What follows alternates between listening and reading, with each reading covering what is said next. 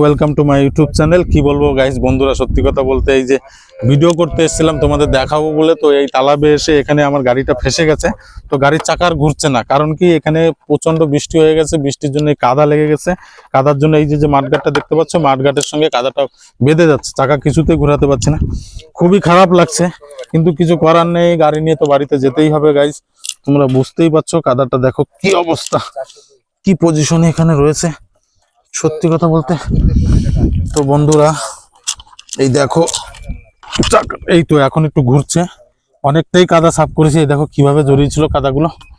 তো সত্যি কথা বলতে খুবই খারাপও লাগছে, খারাপ লাগছে এই কারণে যে কাদা এমন ভাবে জড়িয়েছে যে গাড়ি চলার মতো পরিস্থিতিতে নেই। টায়ারটা দেখো চারিদিকে কাদা কাদা হয়ে গেছে। আমি জানি না, আমি আগে যদি বুঝতাম তাহলে গাড়িটা আমি অনেক উপরে রেখে আসতাম। তো পিছনের চাকা সাফ হয়েছে, কতদূর কি হয়েছে কি জানি। পিছনের চাকা ঘুরবে, সাফ হয়েছে পিছনের চাকা, ওকে পিছনেরটা সাফ হয়ে গেছে, সামনের চাকাটাও ঘুরছে, তো অবশ্যই ঘুরবে। ইস, সেই খারাপ অবস্থা, পজিশনটা খুবই খারাপ। এখন একটু ঘুরছে, একটু দেখি নিয়ে যাই। কি হলো? আরে দাঁড়া, মাঠঘাটে এই স্ট্যান্ড হয়ে গেছে। গাইস ধন্যবাদ। কি বলবো তোমাদেরকে, আমি খুবই টেনশনের মধ্যে ছিলাম।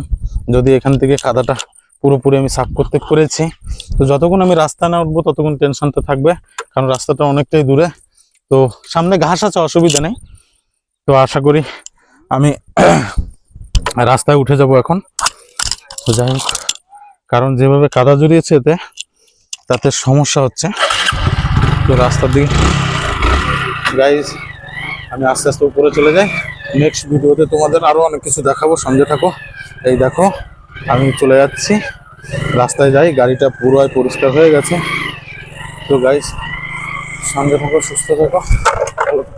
আরে কি অবস্থা দোস্ত, বসো বস। তো এই যে আমি আস্তে আস্তে যাচ্ছি, তো এই দেখো সামনে দিয়ে কি আবার কাদা জড়াবো নাকি?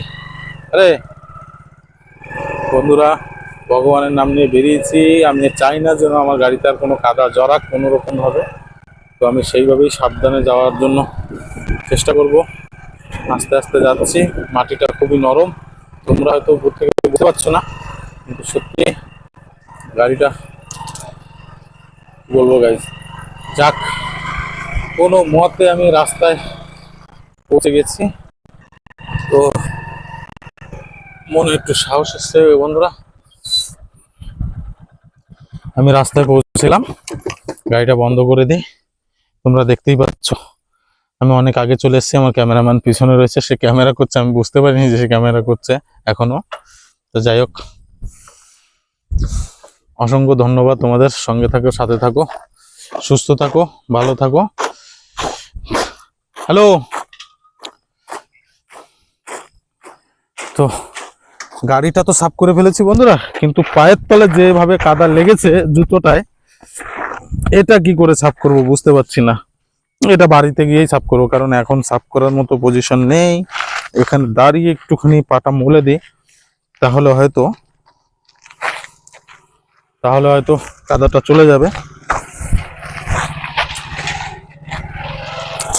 তোমরা বুঝতেই পারছো, দেখতেই পাচ্ছ পায়ের তলে। আরে তোমার চপ্পলে লেগেছে কাদা? অবশ্যই লাগবে, আমার লেগেছে, আমার ক্যামেরাম্যানের চপ্পলে লাগবে না? অবশ্যই লাগবে, তারও লেগেছে। যাই হোক, ভিডিও করতে এসে একটুখানি ফেসে গেছি, এটা তো কোনো ব্যাপারই না, এরকম হতেই পারে গাইজ। তো বন্ধুরা আমরা আরো সামনের দিকে যাব, আরো অনেক কিছু তোমাদেরকে দেখাবো। তো সঙ্গে থাকো, সাথে থাকো, চ্যানেলটি সাবস্ক্রাইব করতে ভুলো না।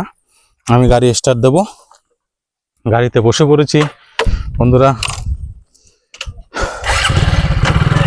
তো যাই হোক, টাটা, বাই বাই।